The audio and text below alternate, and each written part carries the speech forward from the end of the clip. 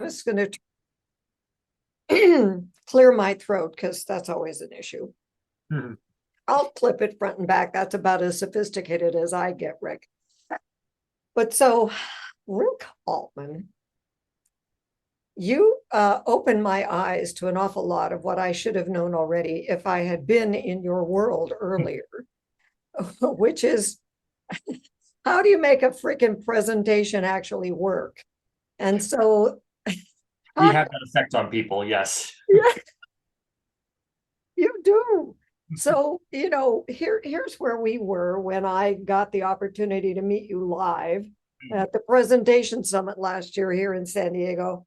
And I can't remember the last time I was so stimulated by content and people. Mm. Much of it attributed to you and the way that you set it up. And so, talk to me a little bit about where that was for you. And then where are you going from there? Yeah, well, I appreciate the sentiment very much. And joking aside, we do have that effect on people. That's sort of the special nature of the presentation business, that it involves a set of skills that people don't really come by that easily.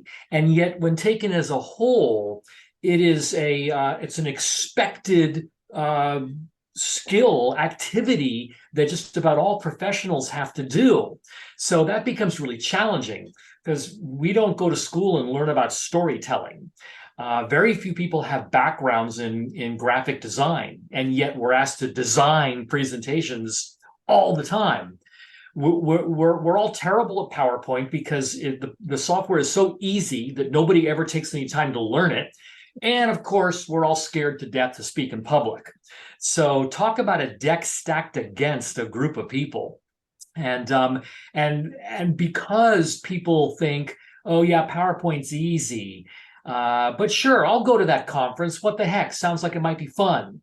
And then yes, they come and their heads explode when they realize that for the last 7, 8, 9 years, they've been using that which they learned in the first hour of training a decade ago and never really had to go any further.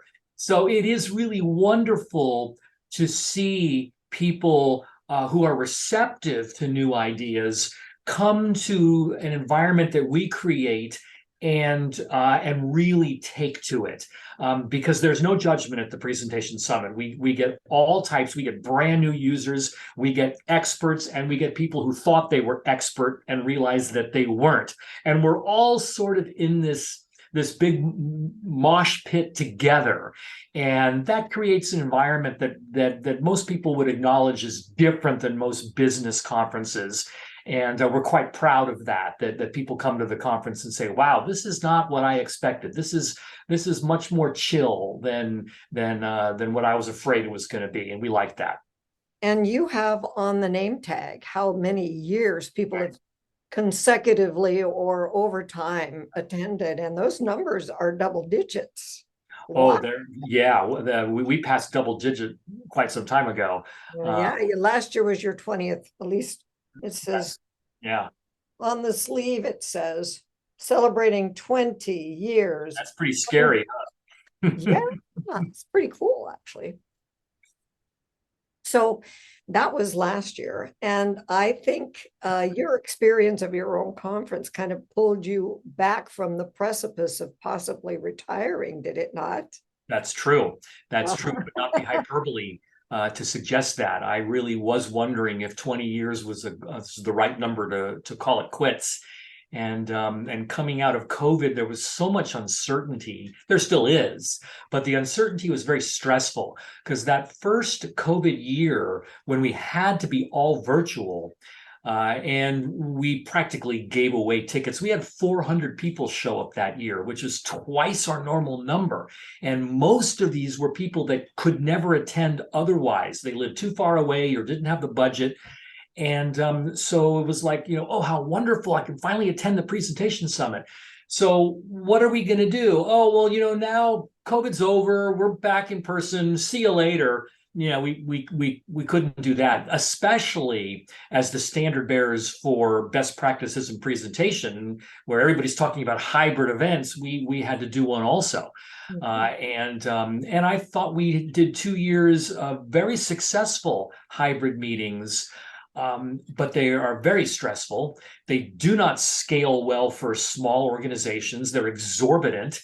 And they're often exasperating because however good a job I thought we did, and you could pretty much ask anybody who attended, they would say, we didn't expect levels of engagement like that. And we even had the groups themselves, the in-person and the virtual groups interacting with one another. So no, it was magical. We exceeded expectation by several orders of magnitude, and yet the compromises introduced by this were just too much to accept. So, given all of that, I was really thinking, maybe this would be it. Two things happened in San Diego that sort of turned things around for me. The first is that with the notion that maybe this would be my last one, both of my daughters came to the conference. They actually worked the conference. And that was such a wonderful experience. They're 27 and 30 years old now, so I mean, they're fully formed adults, and they acted that way, and they integrated so beautifully with the environment, and they contributed to the environment, and they really did me proud. And I thought, this is so wonderful. Maybe they'll keep coming. Maybe I should. Maybe I was a little early in retirement and thinking about that. The other thing with the epiphany that I don't need to do hybrid conferences any longer. We've shown the world. I don't need to keep doing them, and it is actually much less stressful if we simply hold two separate events. Because again, we have to maintain, we have to, continue this covenant that we made with our virtual community. So we're going to hold our in-person conference in Monterey, the middle of October, and 3 weeks later, we're going to do it all over again in the virtual space. All the presenters have agreed to come back for it. We're not just going to record sessions. We will hold everything live in the virtual space. And it was like this gigantic anvil was lifted off of my shoulders when I thought, it's like the angels started singing. Of course, why not just do two separate events? And even though, yes, I'm holding two events, I think they're each going to be so much easier than they would have been. And I'll be able to be fully present in both of them instead of just, semi-present at each of them. Yes, well, not that you ever occur semi-present, Rick. I appreciate that. It's not in your makeup. Nonetheless, I get it, and I applaud you for distinguishing the experience of both and making them both live. Although one is live and touch you, and the other one is live and see you. Right. Good way to go. Right. So, just because we're recording here and for purposes of perpetuity. The next one is in October at a very special place in Monterey, and let's get some details here. So yes, it is at the Asilomar Conference Grounds, which I've been to a couple of times. We had a couple of family reunions many years ago, and I thought, hey, this is kind of a cool place to hang out. Maybe we could do a conference here. And at the time, though, my conference looked very different. I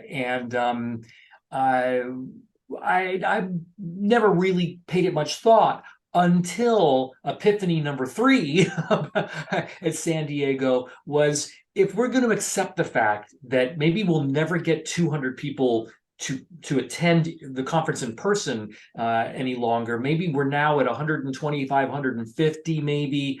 With those smaller numbers, can we find a place that well, first of all, I'm not going to lose my shirt. All the hotels that we've been doing over the last 20 years pretty much say, we'll give you that conference space, but you're going to bring 200 people to us. And I wasn't willing to commit to that. And also, can we just sort of make it feel more like a retreat? And that's what Asilomar is famous for. They're right on the water. You commune with nature there. You stay in very nice, but what's the right word? But Austere is right. The simple, right, simple accommodations. No televisions, but fireplaces. And we will all sort of be in a community around our ballroom space, which will be smaller. And the two breakout rooms, my goodness, we had $30,000 of technology in each of those rooms last year to support the live stream. OMG, I'm not even sure we need microphones this year. So what a difference it's going to be. And I really want to try to promote that feeling of this being a retreat. We'll hold lots of outdoor events. We'll, if we want to have a field trip to the ocean, that'll take all of about a 3-minute walk. And we'll all dine together in dining commons. We've tasted the food; it's very good, but it's simpler. It's not, the catered affair that you expect at a hotel. And so it's just going to have a different feel. That's the hope. okay. So what are the dates and how might someone who is watching this find you? That's easy. October 15 to 18 is when we will be together in Monterey. And then November 5 to 8 is when we will do it all over again in the virtual space. Right. Oh, yes. And how to find out more about this? That's easy. Mhm. Presentationsummit.com. That's all you need to remember. Presentationsummit.com. Yep. Very good. Very good. Very good. All right. Well, thank you, Rick. It's very exciting. And I'm so glad you didn't say, okay, done. And your girls showed up and made you proud and all good. Yeah. All right. Very, All very good. good. Thank you, Well, Pamela. you're very welcome. Yes. Thank you, Rick.